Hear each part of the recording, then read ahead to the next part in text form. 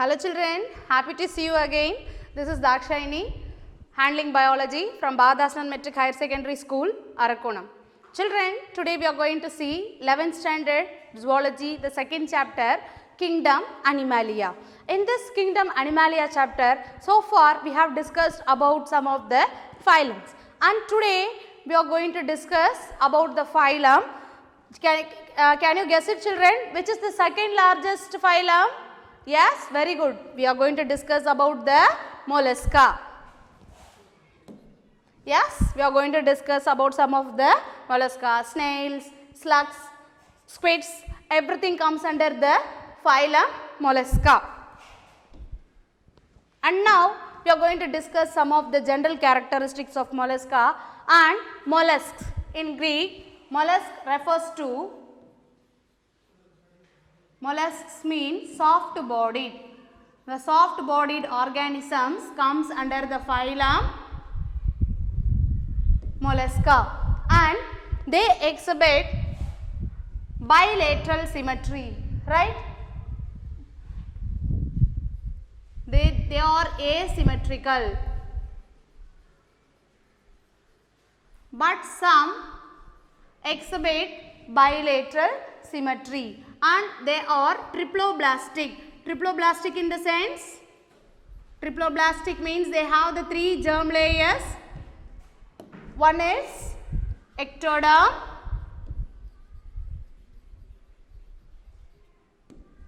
endoderm and mesoderm. Mesoderm, and they possess the body cavity, so we can classify them under the coelomate.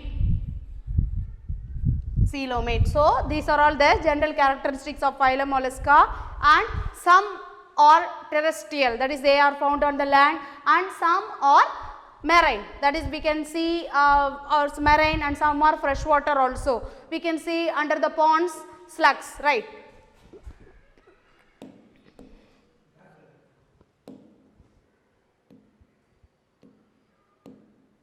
And now we are going to see what is this children, univalves and bivalves. Univalves means they have only one opening. For example, if you take an oyster, you can see the two walls. You can open the oyster like this. It has two shells, one on the upper side and one on the lower side. Such organisms we say it as a bivalves. But you see, like, look at these diagrams, they are said to be univalves, right? This univalves exhibit bilateral symmetry.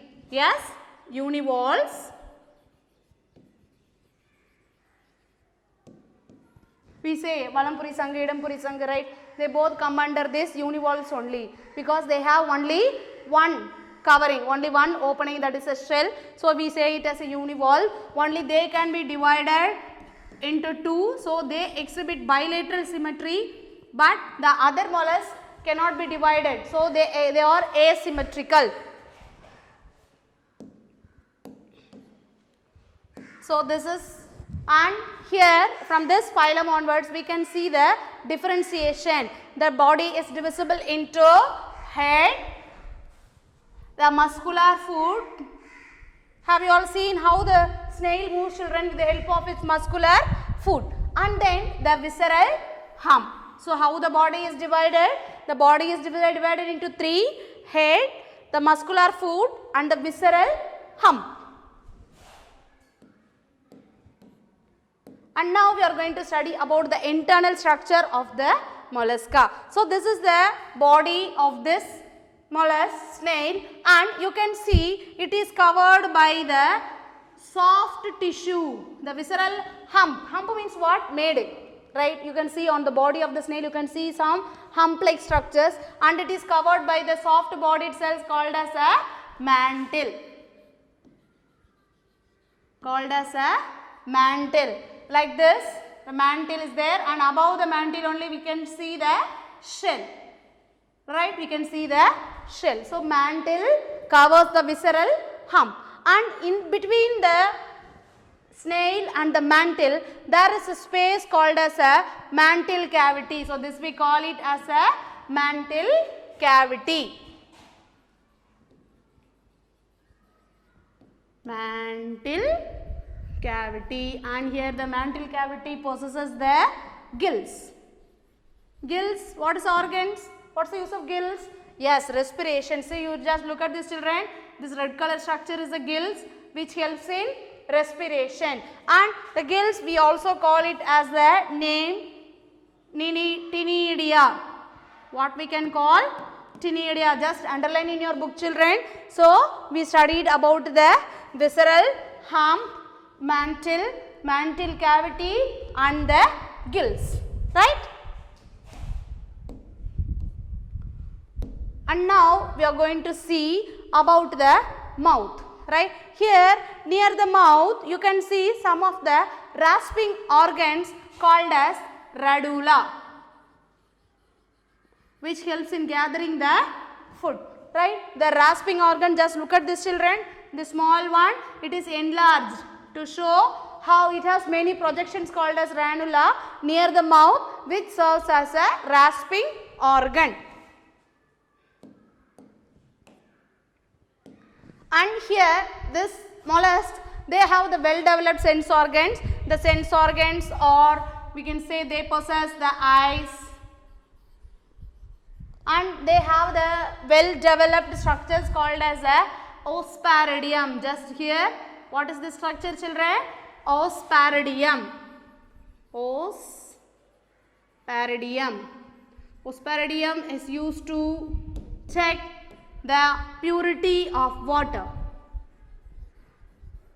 Purity of water. It's an important one more question, children. It is a well developed sense organs. The snail can determine whether the water is salty or fresh. So what is the organ used?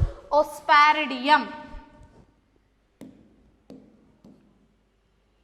And now we are going to see about the circulatory system. Circulatory system is open. What do you mean by open? They do not have any blood vessels. Absence of blood vessels. But some of the mollusks, they possess the blood vessels. Example, squid. Squids means what? Canavarmin. We shall see the image of the squid later. Squid, cuttlefishes and octopus, devilfish. Right? These three have the closed circulatory type, that is they have the blood vessels. But remaining snails, snugs, oysters, everything do not have the blood vessels. So we can say them as open circulatory system. And in our body, in our blood, we have the pigment hemoglobin. Likewise, they possess the respiratory pigment hemocyanin. What is hemocyanin, children? Hemocyanin is a respiratory pigment. Respiratory pigment present in the blood of the mollusks. And here mostly all the mollusks are dioecious. What do you mean by dioecious? Dioecious means the sexes are separate, male and female. The sex differentiation is seen. And oviparous. Oviparous means they reproduce by laying eggs. Just look at this picture, children. These are the eggs of the octopus. Just look at this. It's hanging, right? It gets stuck into it is attached to the rocks like this. Just a hanging like this is a eggs. So since they reproduce by means of producing eggs, we can say them as oviparous. So this is the entire image of the snail, which shows the nervous development and the digestive system. Here the digestive system is complete, and because it starts with the mouth and ends in the anus, right? So we can say the digestive system is complete.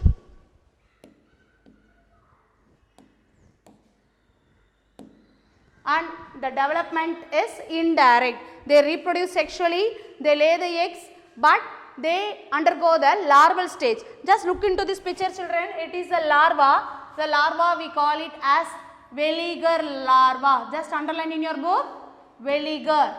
What is the larva name? Veliger. So now let us see some of the examples of the phylum Mollusca. What is this, children? Yes, phyla, apple snail. Just Underline, just take your notebook and write the scientific name as well as a common name. So, Paella, apple snail. The next example is Lamelladens, that is a mussel, we say chippy, right? It is used as a edible food, right? In foreign countries they consume this as a food. So, mussel. And pink tata is a pearl oyster, right? There are two types of oyster, children. One is edible, we can eat. The another oyster produces the pearl. You can see the pearls inside. And the next example is sepia. Sepia is nothing other than the cuttlefish. This is the image and it possesses the soft body. Hence, we place this under the mollusk. And loligo, squid. Have you all seen this fish in the market, children? Yes. In Tamil, we say this as a kanava mean. That it has one special quality, children. When any predator approaches it, it squeezes its inks on them to protect itself. So, squid, kanava mean. Octopus, devilfish. Yes. See, it has, and we call this as a cephalopods. Why we call it as cephalopods? Because from the head region, many foot-like structures arises. So, cephalopods. So, these are all the questions related to this topic, children. It is given in your assessment and in the description box. Just go through it. Match the following, that is the scientific name as well as the common name. You have to match it. And you have to, what are all the special sense organs present? Osparidium. And what is the use of osparidium? To test the purity of water. Osparidium is to check the purity of water. So, these are all the examples. Related to the examples, many questions are asked. Just another one, which of the following animal possesses the ink gland? Ink gland, cuttlefish. So, children, with this chapter comes to an end. Go through the topic well. In this session, we have discussed about the mollusk. What is the name of the, what is the reason for its name? Next, what are the characteristics? How the reproduction takes place, how the digestion and how the circulatory system functions. Go through the topic well. Thank you, children. Have a nice day.